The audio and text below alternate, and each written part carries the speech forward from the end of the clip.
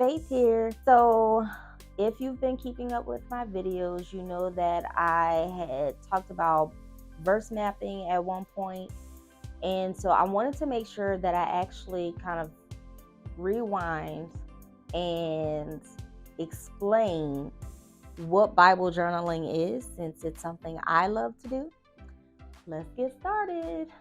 Okay, so if I had to explain what Bible journaling is in my own words, I would say that it's, for me, a combination of scrapbooking and journaling combined to take notes about what I'm learning as I partake in Bible reading or anything pertaining to God's word, really.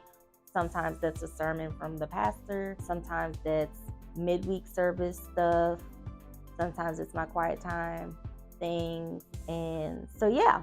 So I did want to show what I mean by that, because for me, it is a wide range of things and tools. But again, the simplest version, scrapbooking, journaling, combined with what I'm learning from the Bible. So I thought it'd be really cool to show you some examples. So I'm going to show you some. This is from my journal last year that I'm showing you, but this page right here is one of my, I guess, more intricate versions of Bible journaling, where I have post-it notes and stickers and washi tape, things like that. And then that was from a sermon that the pastor had taught. And then there's another page. I'm trying to show you. It's kind of a multitude of things.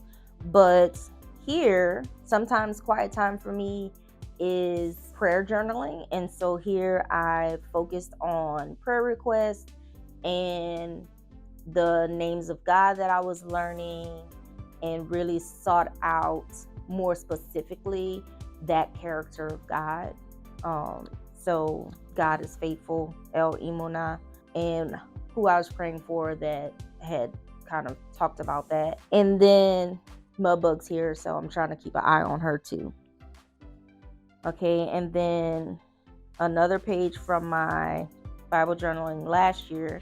This was a verse that just stuck out to me, so I went ahead and jotted that down. So this included watercolors and different hand lettering, drawing, and then notes and prayers that I prayed at that time. So that was some quiet time stuff. And then I do want to make sure that I show you, I guess, what I would consider more minimal or simpler Bible journaling, because it's not always that intricate, and it really depends on the season I'm in.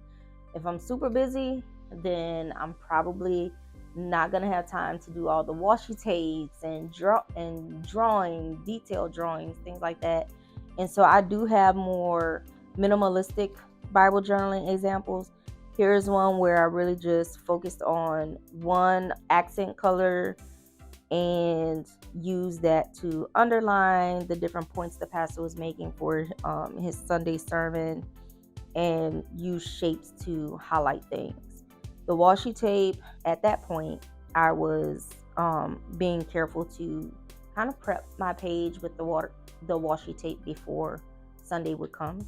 I'm not there anymore, y'all, but it was a cool thing to do, and it's not complicated, but I'm just not there anymore. So, and that's okay. And here's another one. I mentioned midweek services, how I take notes. And so this was one of our women's ministry lessons, Priceless Women. And so again, I used like a brush pen and really focused on writing the title in that, and then just doing different shapes and lines and dots and things like that to highlight, to decorate the page. So that one was actually 2 pages long, so I'm just flipping to show you. Now, sometimes I actually will do things, add decorations later. And good girl! Mudbug is learning to use the potty pad. So I needed to make sure that I gave her some praise for that. Good girl. So that's Bible journaling in the simplest way I know how to explain it to people anyway, and some examples of what I've done with Bible journaling. Verse mapping is an extension of Bible journaling for me, and hopefully here soon my husband Ron will join me and we will do a joint Bible journaling verse mapping thing, so you can kind of see how one varies from another. I mean, mine varies from another, but look forward to that. And as always, don't forget to like, share, and subscribe. You can comment. I love to hear from you. And thank you. Holla.